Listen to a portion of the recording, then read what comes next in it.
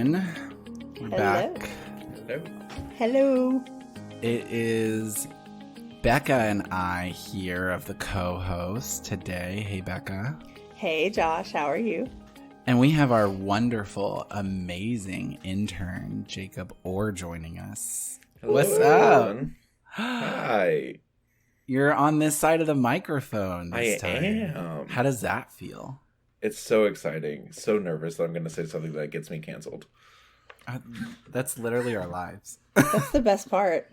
Yeah, I told some friends that we were doing this subject, and I was like, who wants to bet the level of trouble we end up getting ourselves into? And they're like, we just want to listen and enjoy. Seriously. Perfect. I know. I'm very intrigued by this like mini 4-part series thing we're doing on the 4, I don't know, stages of the gospel story of creation, sin, or separation. I don't know what you call this one. We can also talk about that. But like sin and separation, and then what is it? Redemption and glorification, something like that. I like it. It's been a while since I've been in seminary. But Ashley, Grant, and I were like, what are we going to talk about with creation? Like, how is this going to go? And we ended it going, wow, this was amazing.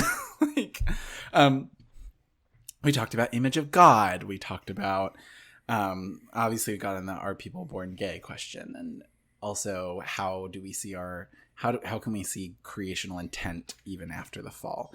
I think one of the hardest parts we found was like, it's hard to talk about one of the 4 parts by itself. Yes. They all tie in necessarily. So I know we're going to find that today. Yeah, especially whenever you're thinking about like sin and redemption. Like, it's so difficult to not talk about the good news after you talk about the bad news. Yeah. It's very Debbie Downer to just talk about sin.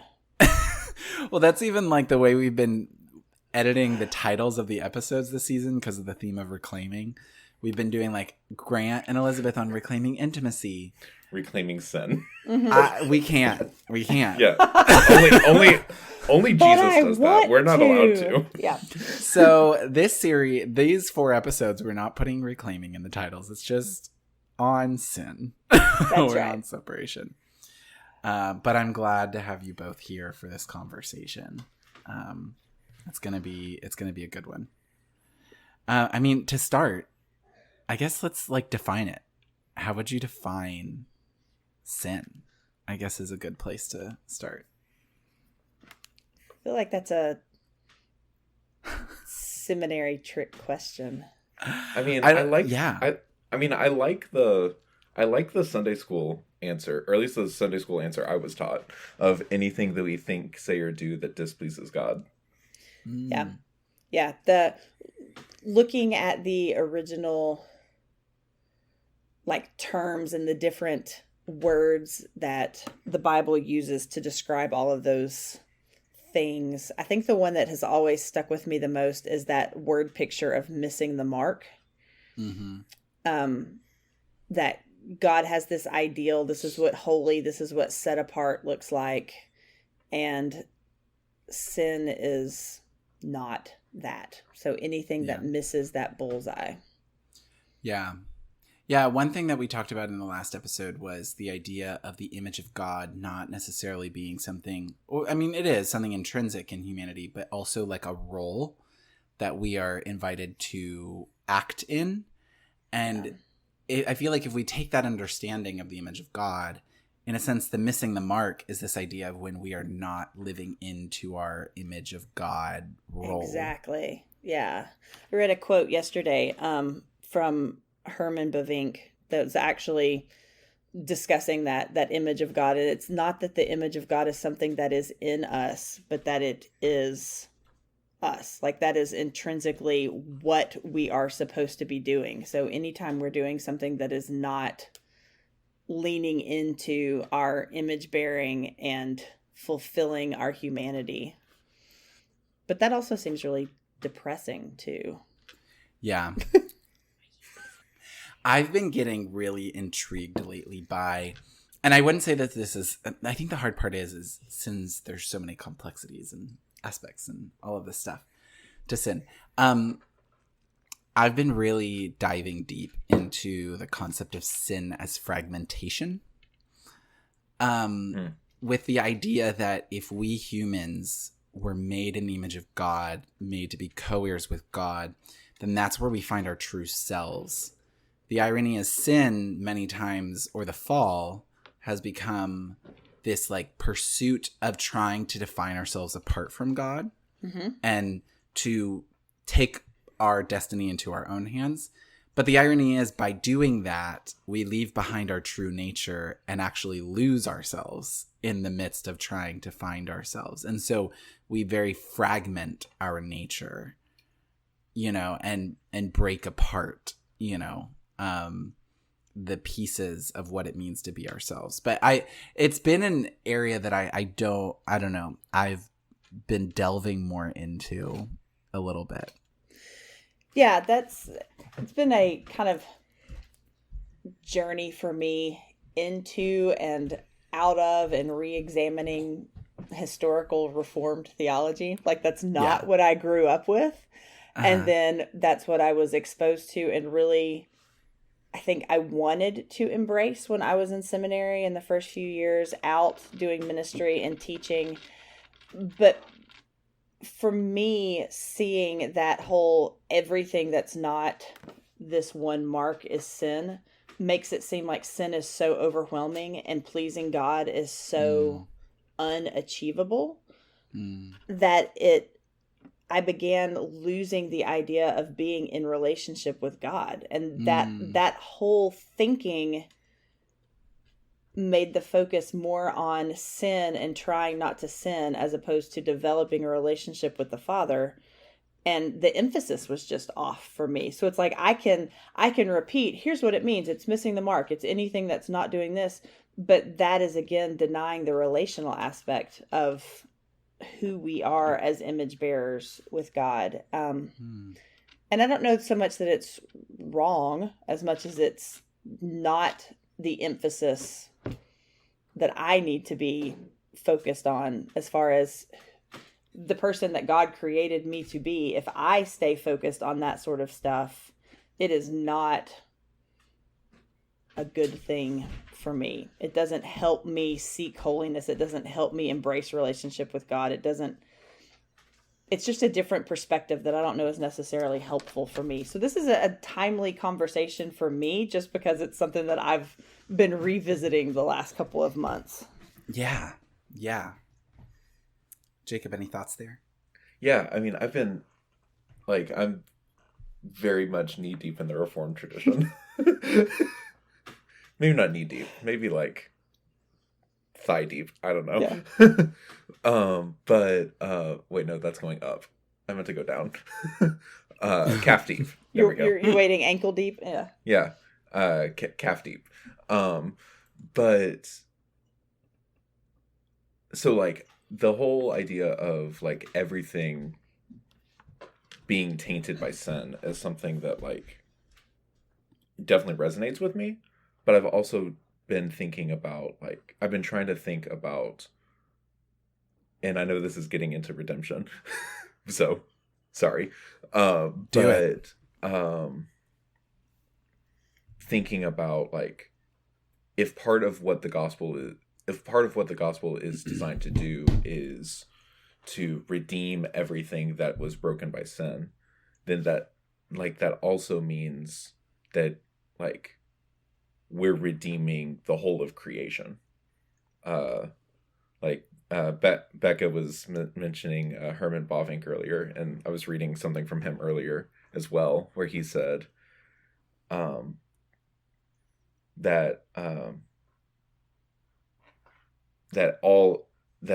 in sin, or that because sin has affected everything, we need everything to be redeemed by Jesus. And so, like, even just looking forward to, like, okay, so what does it mean that, like, creation has been broken by sin? You know, like, what does it mean that I look outside and there's a tree and that tree has been affected by sin? What does that mean? But also, what does it mean that, like, Jesus is going to redeem that at some point? Yeah. Yes. Yeah. Yeah, that was one point that I had brought up in our last episode.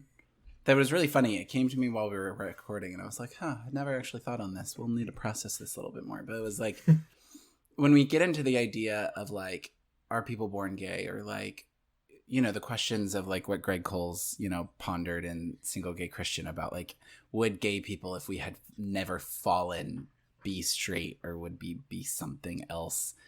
And I was like, I feel like our world has intermingled with the fall so much that you can't really separate now what would have been, because, and it also takes away the idea of how God works in the midst of a fallen world. Yeah.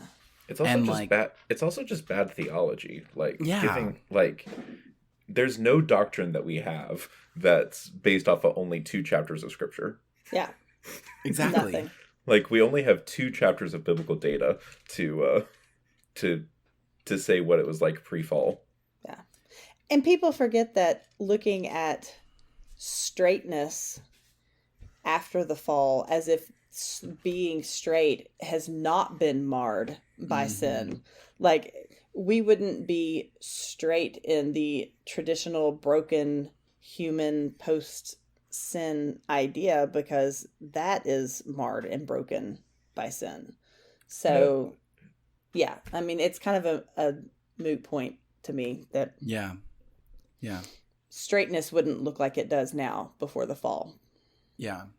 Okay, so another question for you both, because I think that this is another one that kind of ponders when we get on these conversations of sin, is I feel like there's this tension point that happens in conversations around sin.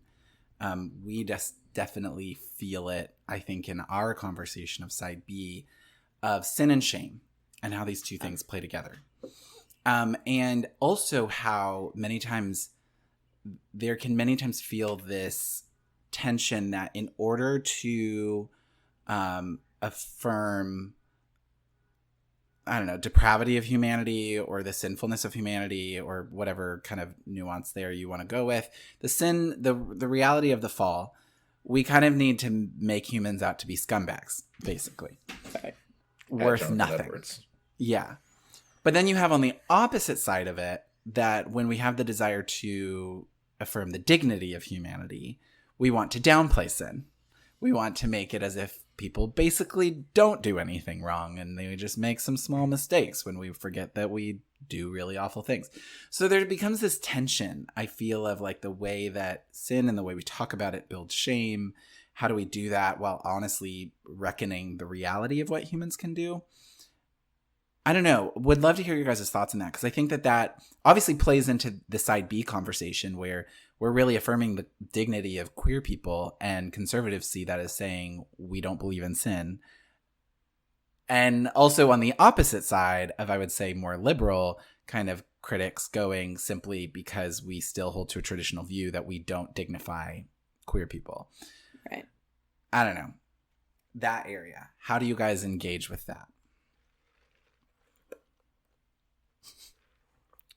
Go for it, Jacob, if you've got Jacob, something. I can tell you're like, dang, why didn't we get these questions ahead of time? I'm like processing. I'm trying to think while you're going.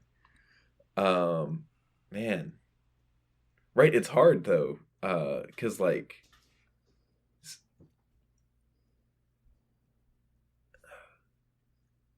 I mean, I almost want to just like I almost just want to use the Holy Spirit as a cop-out and say that we just have to depend on the Spirit here. Yeah. Depending on the Spirit feels like a good place to land. But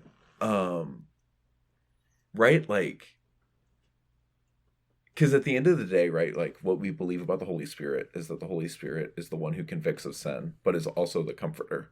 Like, those are two roles that the Holy Spirit's given. Yeah, in Scripture, those are like two. I mean, yeah, it's all over the place. Of like, the Holy Spirit is the comforter, the paraclete, but also is going to like convict the world of sin. Jesus tells us in John. So, yeah, like there's going to be it's almost like I think Greg Johnson talked about this in some call that I was on with him.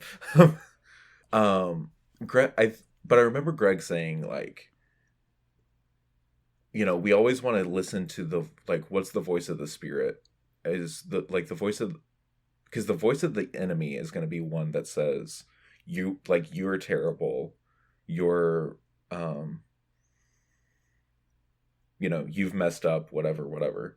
But then the voice of the Father, the voice of our big brother Jesus, is going to be like, no, like, you're loved, like, come to me, all you who are weary and heavy laden, and I will give you rest. Like, so I guess that's a long-winded way of saying, like, I guess, like, when we talk about sin, it almost needs to be an invitation to come to God rather than an invitation to, like, retreat into ourselves and say, oh, look at how terrible I am. But instead say, hey, this is what Jesus has done for us. And, like, let's go to God instead. And that's what you hope in an ideal situation. Like, I shared this with some friends a couple of weeks ago, just talking about how much I have learned about my relationship with God since becoming a parent, that with adoption, we talk about that doctrine of adoption a lot and what that looks like, having been separated because of sin, but being redeemed through adoption. That even though, like, my kids are adopted, and when they have, even though they know their name, they know their family, they know all of those things with the head knowledge, there are still times that they are like, are you always going to love me? Like, they still check in because they are unsure sometimes. But in their attempts to make sure they really are Masons, they don't go out and leave from me and go do a bunch of things they think Masons do in order to prove that they are Masons. They come to me and they ask me, and they look for that reassurance from me or from their grandparents or from whoever.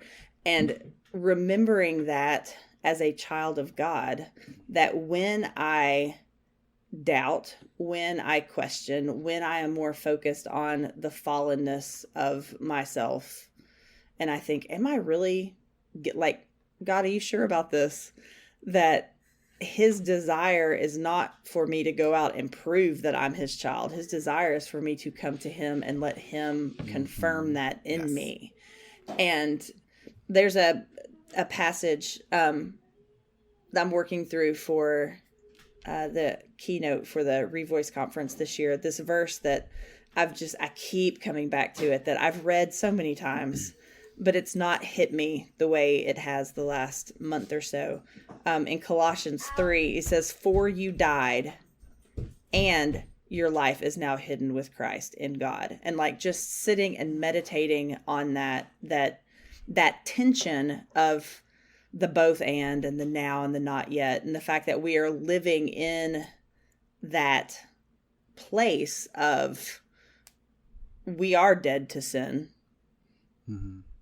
while at the same time we are alive. And, like, what does that look like? How do we live in that? So, like, we've talked about trying to parse out what does sin mean in this creation, sin, redemption kind of picture. Is that I don't think we're really meant to kind of parse it out and just sit around and talk about the sin aspect of things.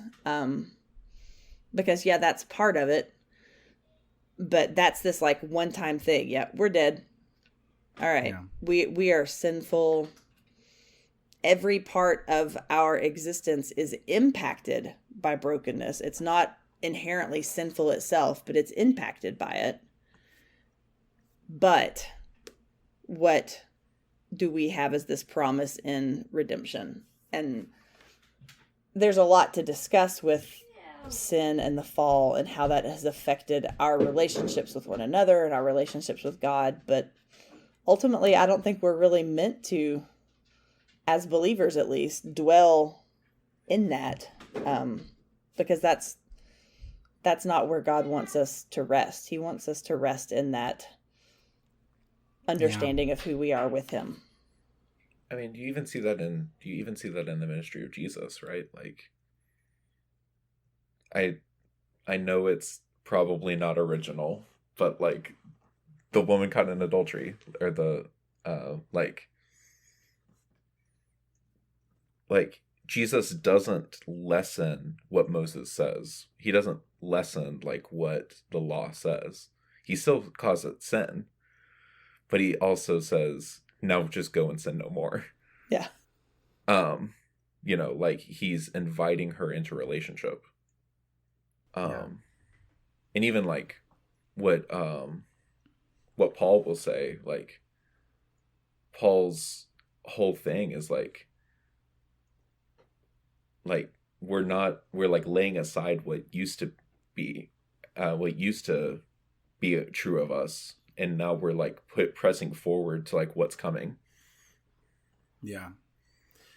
It's I think that it plays into that whole thing of shame. Calls us into hiding. It's this understanding of like shame is a natural product of sin. I don't think shame is always felt by the person who committed the sin. I think that's therefore why, victims feel shame, all of these kinds of things. I was even doing a little bit of a study in Genesis 3 on the intriguing aspect that the sin that Adam and Eve commit is eating the fruit, but what they feel shame about is their nakedness. They don't feel it about the fruit. They feel it about being naked, something that God actually created them as. But that's not where the origin of the sin was. And it causes them to hide. And like reading in Genesis 3 or John 3, when Jesus is like, the gospel brings light. It's like what you were talking about, Bekah. Like it makes us want to sit in this and just be there. But then like God and either try to achieve more or to be better, doing things out of our own, actions. But like Jesus just simply calls us to come into the light as ourselves. God saying, where are you, to Adam and Eve. There's this like draw just to vulnerability that God calls us to, of being his children. And I think then the hard part is like the way that I feel like church and culture address this are so sad, because in churches we get to behavior modification. Right. We go to don't do bad things, but we never get to the heart of what draws us there. Like why am I pulling in a direction other than God? And culture just wants to say you're not doing bad things. Right. So you're fine. So don't feel shame. But then you're not dealing with the core of what's actually bringing up the shame. You're just pretending that you're not feeling shame or hiding it. And obviously this affects queer people in how we're addressed in all of these things. But I do really love, Bekah, what you were saying about like, we're not meant to sit in this. We're not meant to like just hone in on this question. We're meant to look at the positive, not like, hey, how do I not do bad things, but how do I live into what God has called me into? Right. Because that focus of how do I not do bad things, like coming from a very conservative evangelical culture, like behavior modification is a lot of where we start discipleship. All right, now you've asked Jesus into your heart. What is the list of things you got to stop doing? Or what's the things you got to start doing? And that is cognitive behavioral therapy, which last I checked, most really conservative evangelical people don't like psychological babble talk. Woo. But that's exactly what that is. We have integrated CBT into church and called it discipleship. And it's putting the focus on the wrong thing. We don't need to be modifying or controlling behavior. We need to be introducing people to Jesus, who always built relationship first, and then the behavior modification came out of that. And we have it backwards. And that's where I think a lot of that shame comes from is, well, I say I trust Jesus, but I'm still doing X, Y, and Z. And therefore my relationship with Jesus has to stop until I get this in order.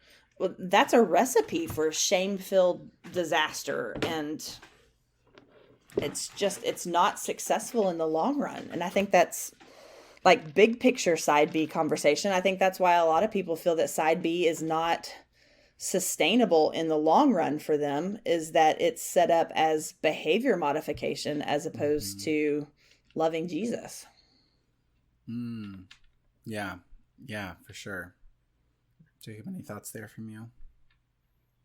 Yeah, I mean, kind of piggybacking off of what Bekah said, like, I mean, just thinking about in my own life, like,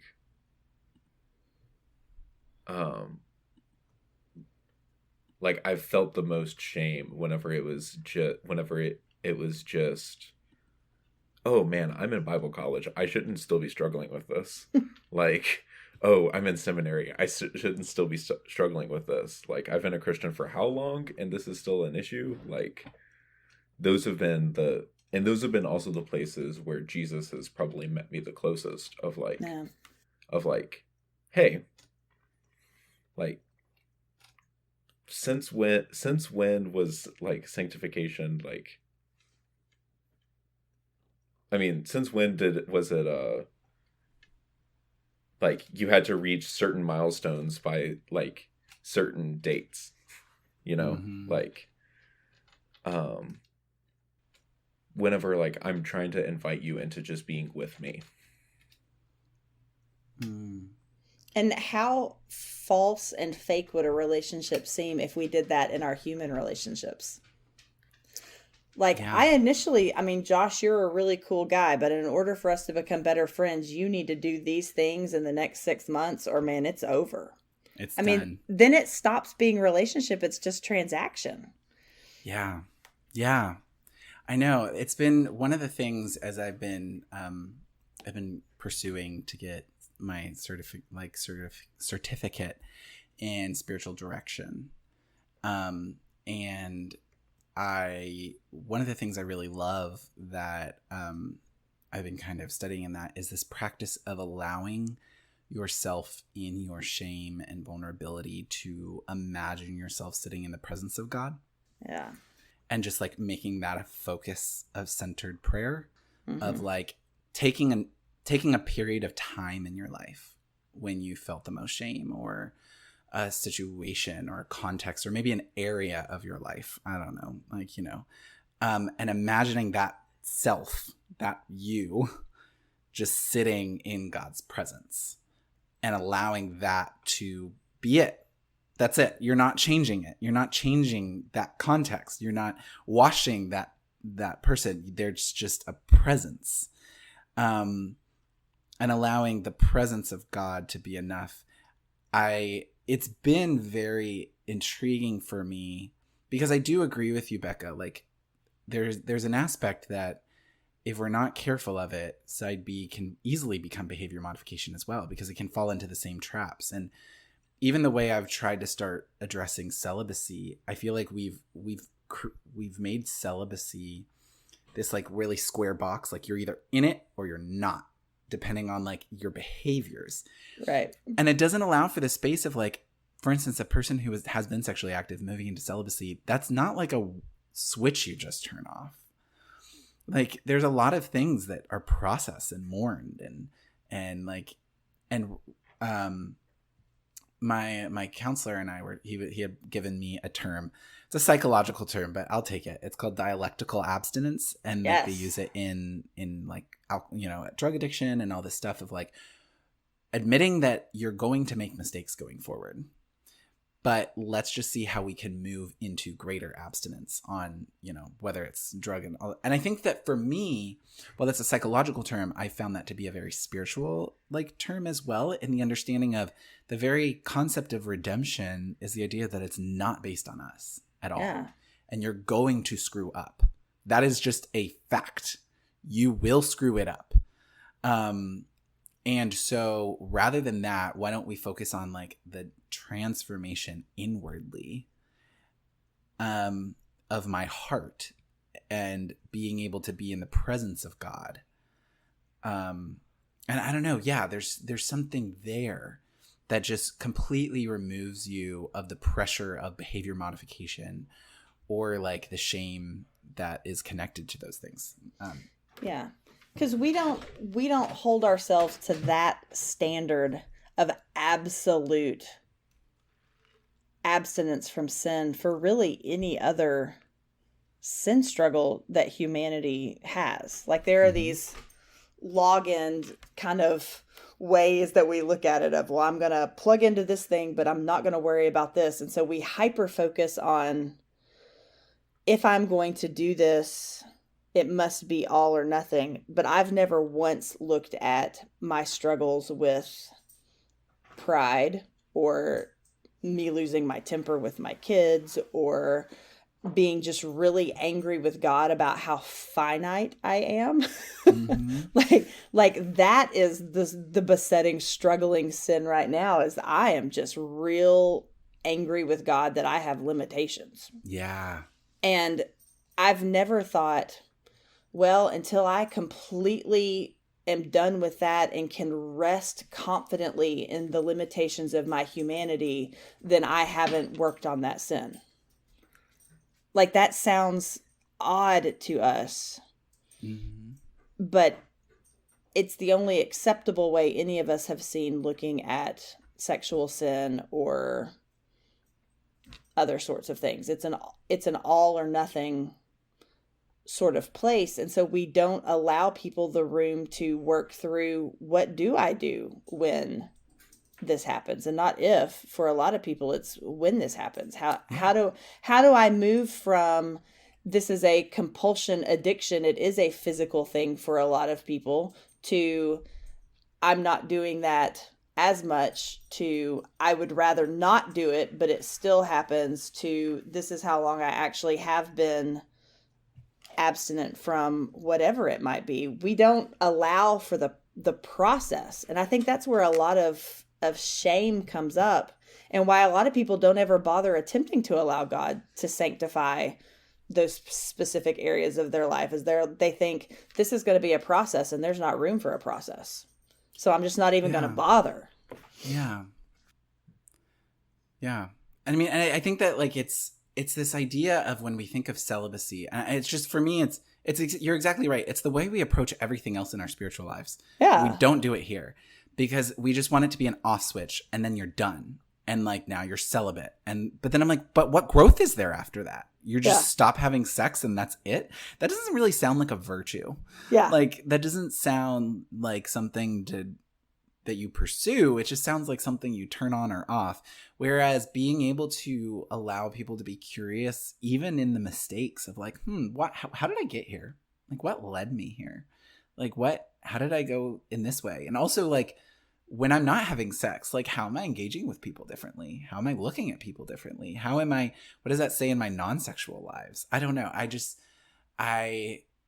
think that there's so much more room for holistic growth in our sexuality that actually we don't get in those other like in that model that's so prevalent in our churches. So wait, Josh, are you saying that we need to walk more into a vocation of yes, not into a vocation of no? Whoa! Oh my gosh! What? Eve Tushnet, hello. Yes, hello. No, that makes, well, and like I even think for like ministry leaders specifically, like there's no other like if someone comes to you and says, oh, I'm struggling with X, Y, or Z, like no one else is going to, like, you would be offering terrible pastoral care if your response to them was just, well, just stop it. Exactly. Just turn it off. There's a reason that Newhart skit is funny, is that just stop it is actually terrible.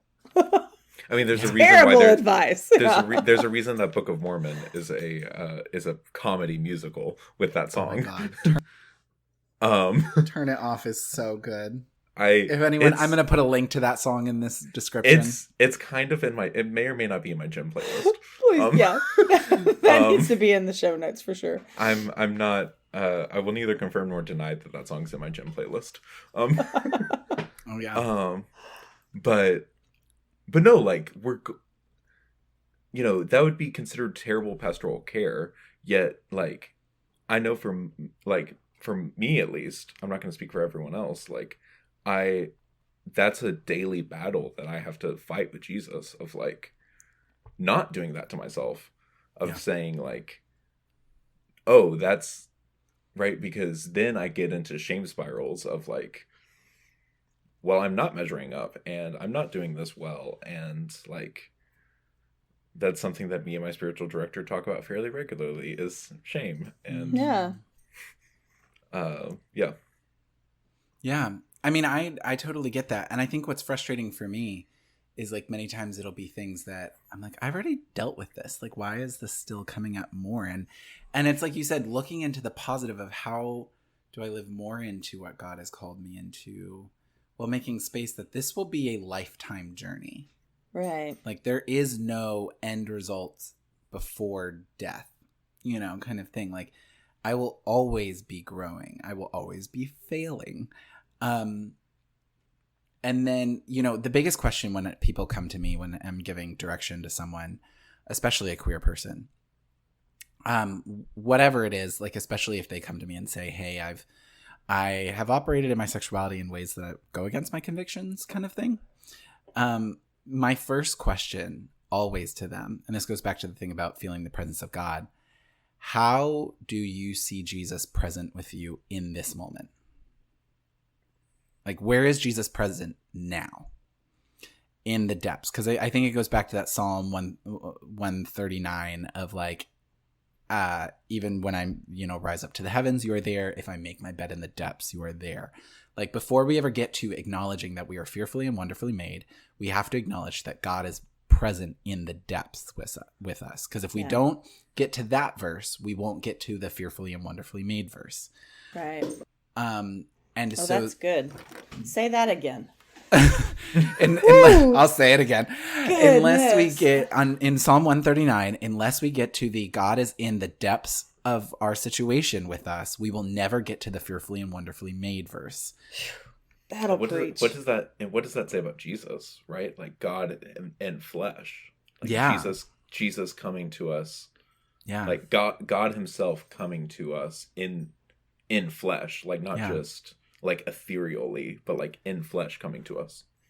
Yeah. I mean, like, and for me, like, one of the ways that I experienced this really profoundly in my own life, I know I mentioned this in the episode we did last season with Paulo, but, because of having formerly been affirming, and then I did that whole thing that we've seen so many people who went from side A to more traditional leaning, cut everything out. Nothing of gay culture can exist in your life because it all connects to your previous life. Mm-hmm. So I understand. I won't name people, but I understand why people take that approach. Yes. When I wanted to engage more in queer culture again, it was very hard for me to go into spaces like a gay club, because I felt like in order to go there, I had to like wipe my eyes of all of the kind of unhealth and things that also occur there. I'm like, I don't care what position you take theologically. There is unhealth in clubs. I'm sorry. There is. But I did an experience where I went to a gay club and I sat there at the bar and I just spent time imagining every person, the dignity that they have as the image of God, and God being present in that moment. Even as I saw people having sex in the corner, even as I saw drugs being dealt in area, inappropriate things happening all over the place, I just tried to sit and imagine God's presence being there. And it didn't make the club morally good, but it made God's presence ever invasive. Yeah.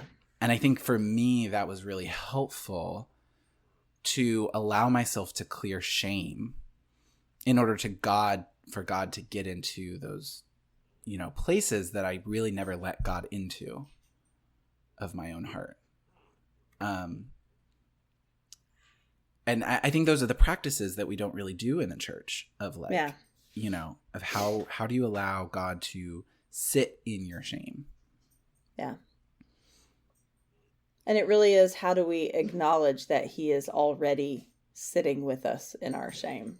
Yeah. But because like that practice is to make us aware of a reality that already exists. Exactly. And I think that we forget that sometimes, that he is in the muck and the mire and is with us. And I remember somebody saying that, talking about just a situation someone was in that was just dire and horrible, and everything that we would like think about being stereotypical in the depths of sin and despair, and saying, and yet I know that Jesus was there with them in that situation, weeping with them over it, but he was there nonetheless. And if there's no faster way to kill shame than realizing the truth and reality of the fact that we aren't inviting Jesus into something that he hadn't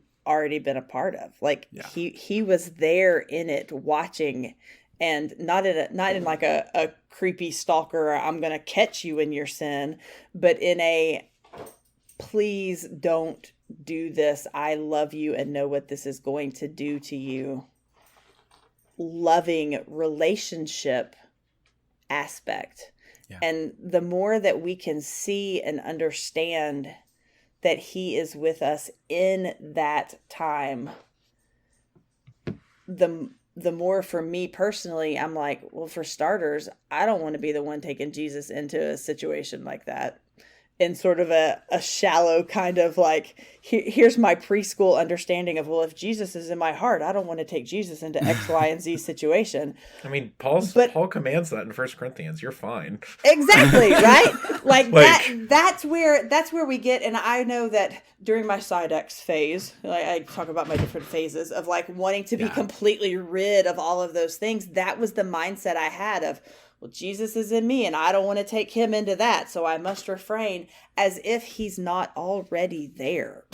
Like he is in that. We are image bearers. That is not something that is destroyed by the fall. And even those who are not believers, who are not made alive in Christ, who are not indwelt by the Holy Spirit, are still image bearers of a holy God. And in that club situation, sitting at the bar, seeing all of humanity being human, there is still that God presence there saying, what do I do to help you see that this is not who you were created to be?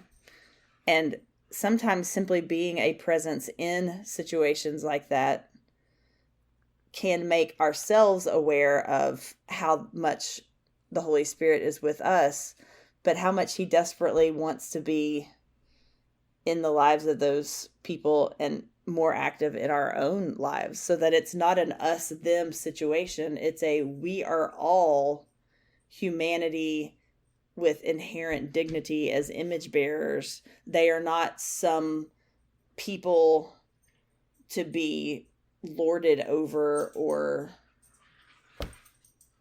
it gets us back to that foundational understanding that at the most primary place as humans, we are human beings created in the image of God.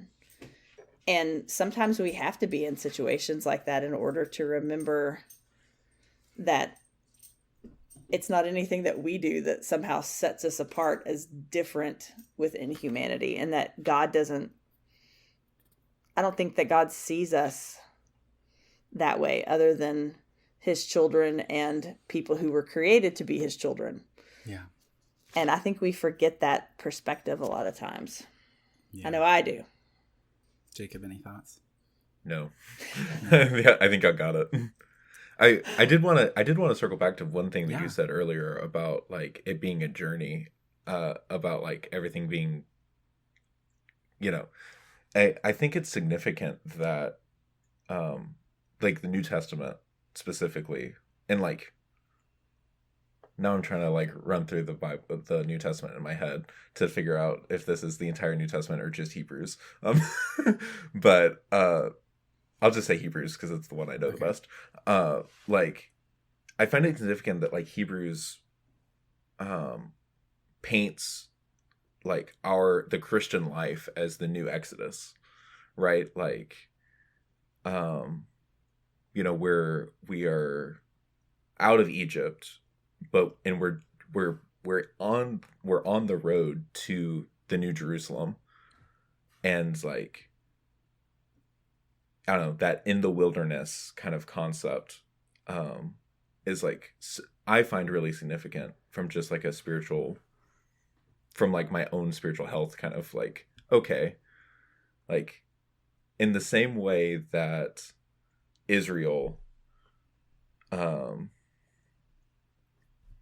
through lots of twists and turns made it to the promised land, like, so like one day I'm going to make it to the promised land too, led by that same Holy Spirit.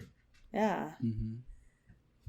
Well, and I think there's a beautiful thing about the story of the Torah. The very fact that the entire story of the Torah is this thing about the promised land. And in the entire Torah, they never get to the promised land. Yeah. There's just this idea of seeing the promised land. They're right on the cusp of it, but they're not completely there. Obviously, then we have Joshua, but like, you know, when we see the Torah as a whole thing, it gives us this hope, you know, like this ever drawing nearer, you know, towards it. And I mean, obviously, yeah, you're right. Hebrews is like playing on this so much, of just like how we're looking towards that in our own lives. And Bekah, what you were saying, I think it's such a big thing, especially after you walk through faith so long in a while, you forget that there's still more growth to go in your own life. Yeah. And then you look at other people and go, ugh, gosh, I feel bad for them. I do it. Yep. And, you know, I went on a trip not long ago with a bunch of like non-Christian gay friends, and there was a lot of just, masking trauma with different substances and all these kinds of things. And I love them all. And it was easy to allow myself to get into a judgmental place. But then also God, it bringing up the situation, bringing up unhealth in my own life, and it allowing to be a moment of God going, you're still growing. Yeah. Like, calm, sit down. That's right. We want sanctification to be this like straight line of growth, and we talk about shame spiraling, but a lot of times it's really the other way around. I mean, sanctification is really an upward spiral that we keep revisiting the same things over and over and over again, so to annoying. A deeper level, to more clarity. Like, I don't know that we ever put any one sin struggle to bed as if, oh, in this life I conquered that one, and like it's a checklist. I mean, I've been doing this whole walk with Jesus thing for a while now, and that's like just now realizing, oh, like there are none of these things I get to just check off my list of like, well, we're done with that one. That's just not humanity. I was really looking forward to the day when I got to check some stuff off my list. It ain't happening. You're crushing my hopes and dreams here, Bekah. I know. My Greek professor in seminary, I'll remember one of the first couple of classes we had of him weeping in front of us. I mean, getting choked up, talking about the fact that the older he got and the longer he walked the Christian life, the harder it was. Yeah. Not because there were more sins that he was entangled in, but just that he realized there was so much depth to the human experience. And the more he realized that he fell short of what he wanted to be because he loved Jesus so much, and how he felt that he was falling short, not in a legalistic way, but in a, I so want to live my life in a manner that shows people who Jesus is. And I recognize that that's not going to happen. And as like a 25-year-old, I looked at him thinking, dude, you are doing this Christian life wrong if it's harder for you now at 60 than it was when you first started 40 years ago.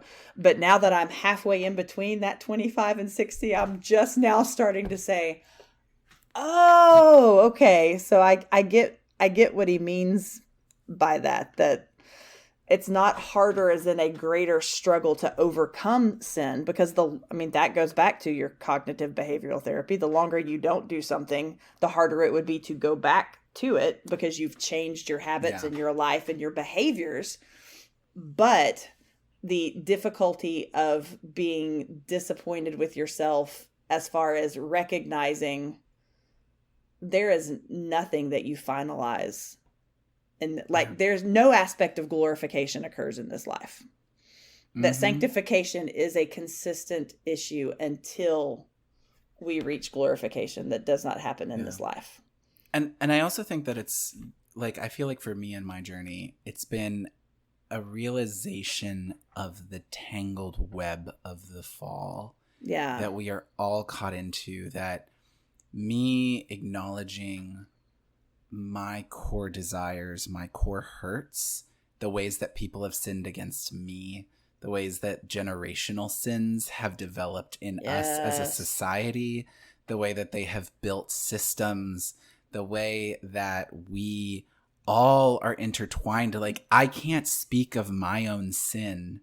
And I think this is what like the gospel writers are getting at when they talk about we are all products of Adam and Eve, and like where all of this comes from. It's this idea that like we were born to people who have lived for generations in a world that is the product of sin, like people who have done really awful things, that have broken up in broken homes, that have broken up in egotistical parents, with like corrupt systems, all of these kinds of things. And then we want to talk about just stop lying and stop having sex. And it's like, this is complex. And as I mourn the ways that other people's sins have impacted my life in ways that I didn't even realize because I was a child, and the ways that then I impacted other people by the sins that I've committed that I didn't even know at the time I was doing. And the ways that then getting into the heart of it, of what draws me to things that are really just meaningless when actually they could be truly satisfied in Christ. Yeah. And like, and the way that shame blocks me from even examining that. And I think that like that realization, I totally get that, because you just get to this place where you're like, wow, it's just all this interwoven thing that then you understand the hopelessness there is without Jesus, because you're just like, that's the only hope there is right. Like Jesus. Yeah. I mean, like Saint Augustine talks about like the like sin being a deprivation of the good, of like sin being, so like all sin is a corruption of some original good thing. And like even recognizing like our desires for good things can still be corrupted by sin.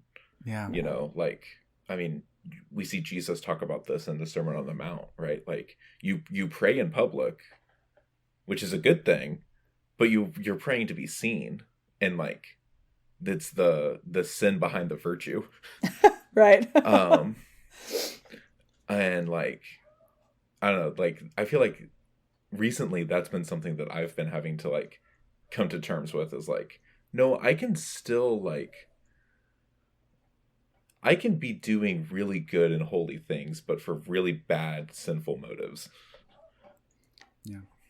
Yeah. And like asking the Lord to just like change that in me. Yeah.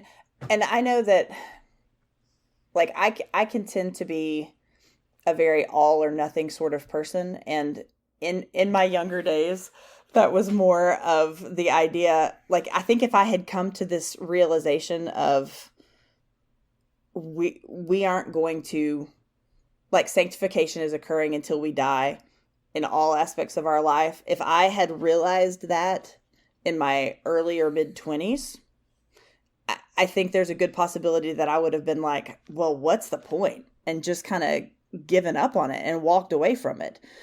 And I think that that's part of like God's grace, even in how he reveals his sinfulness to us and when he reveals it to us.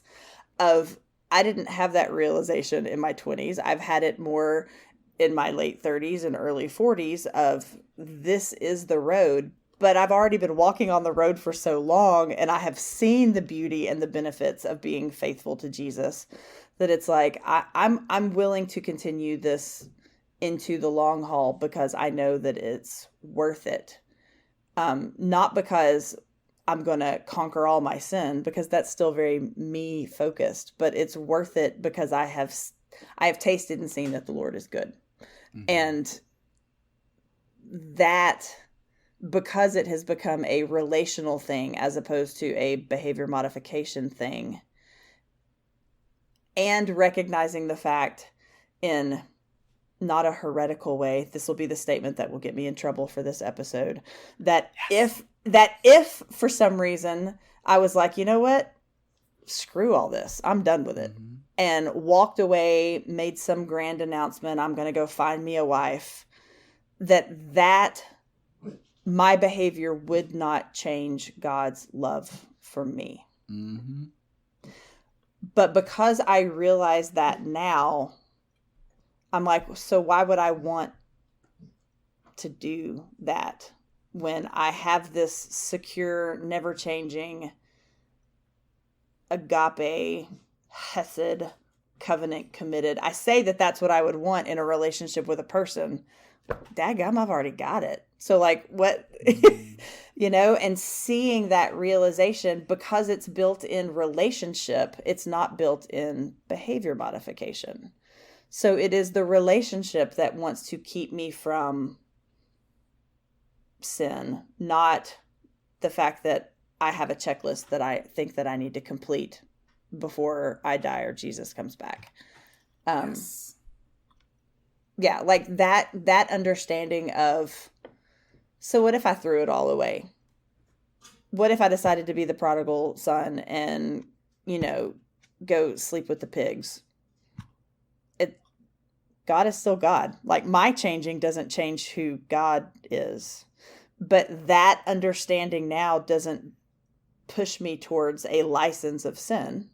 It pushes me towards a greater love and appreciation for the love that the Father has for me. Yeah. Oh, that's good.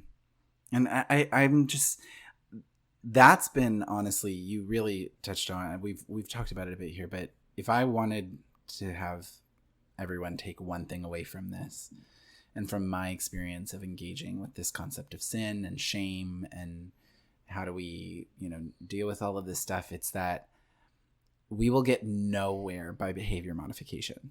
Right. Nowhere. I've learned it just doesn't do anything beyond like take care of the like symptoms of stuff. Whereas if I focus on, as you said, the relational aspect or like the presence of God in my life, where I am, as I am, that is where Christ can touch the core of me. Yeah. Allow me to see the dignity that I have as an image bearer, as his child, as well as to see the ways that my heart has been touched by living in a fallen world, both by the people around me, by my own self, and all of these things, and be able to heal those parts so that I can not only know God more, but I also think know myself more. I feel like I know myself more now and who God has made me to be through the process. And that's what I talk about. Like, if sin is, as I talked about at the beginning, if sin is the concept of fragmentation, I like to think of the process of spiritual, like, sanctification as integrating ourselves, integrating God, all of these things together. Yeah. Like, it's not, old framework used to be that I have to get rid of this thing in order to strengthen my relationship with God. And what I have understood in the last decade is that the more that I understand this is a part of who I am, that is also something that Jesus reigns over, that I have integrated who I am wholly as a person And Jesus has got it all. Like, he's not freaked out by it. He doesn't make him uncomfortable. It doesn't gross him out. Yes. He is not ashamed to call me his sibling. God is not ashamed to call me his child.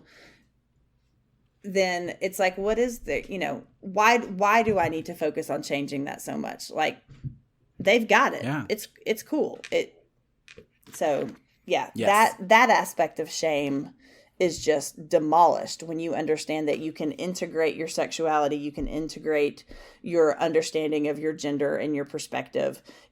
When you see those things as something that this is a part of the person that God created as his image bearer, which means he knows it's there, he can do something with it. How about I let him, as opposed to trying to amputate this part of my humanity that I think makes me less of an image bearer, instead of taking the whole self to him and saying, do what you want.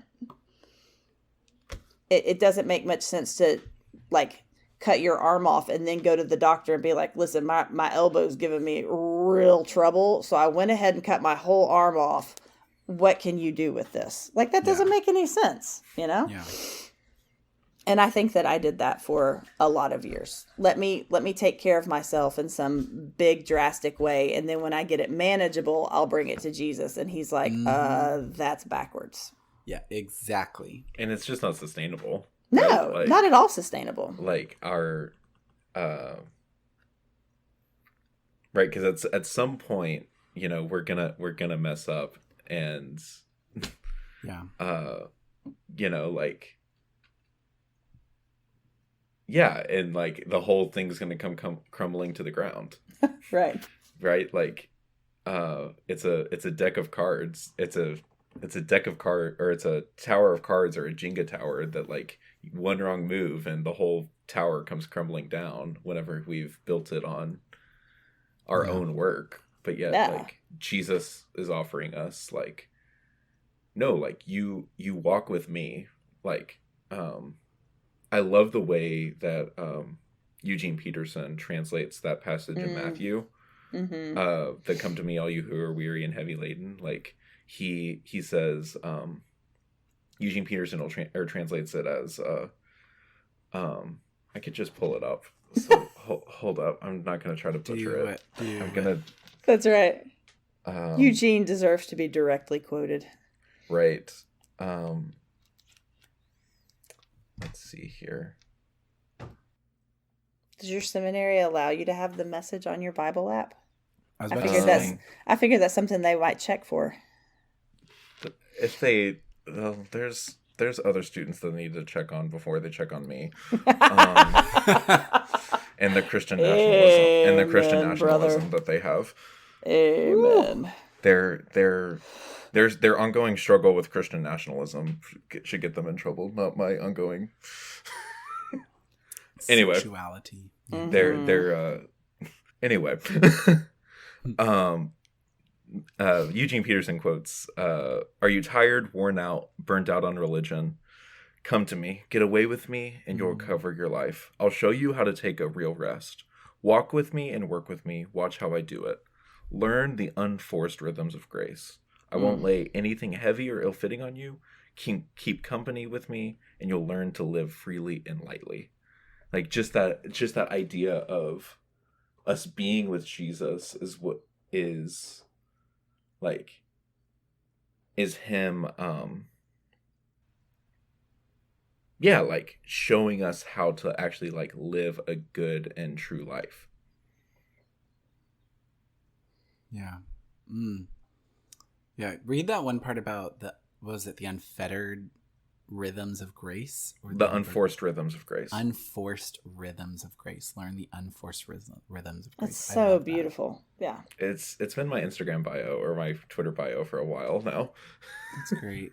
I think it because of, like, I just love that like image. Yeah. Well, I feel like that's a perfect stopping point. I think we've that was ended on scripture. I like it. Yeah, I hope that there's stuff everyone can take from this, and as we go through these, that sin is not the end point, and shame is not where we're meant to live. Yeah. Amen. And yeah, So. Jesus wants us to come to him even in our sin. Yeah. Right? Because the only people that Jesus came to save was dirty, rotten sinners. That's right. It's the people who had it all figured out that he didn't want. Yeah, and he reveals to them that actually they have dignity as image bearers. The crazy reversal of the gospel. Well, thank you both for joining us, like for having this conversation. Jacob, we're so glad to actually have you on the podcast. Yes, thank you. Thanks, everyone. We'll talk to you later. Take care. Bye. Bye.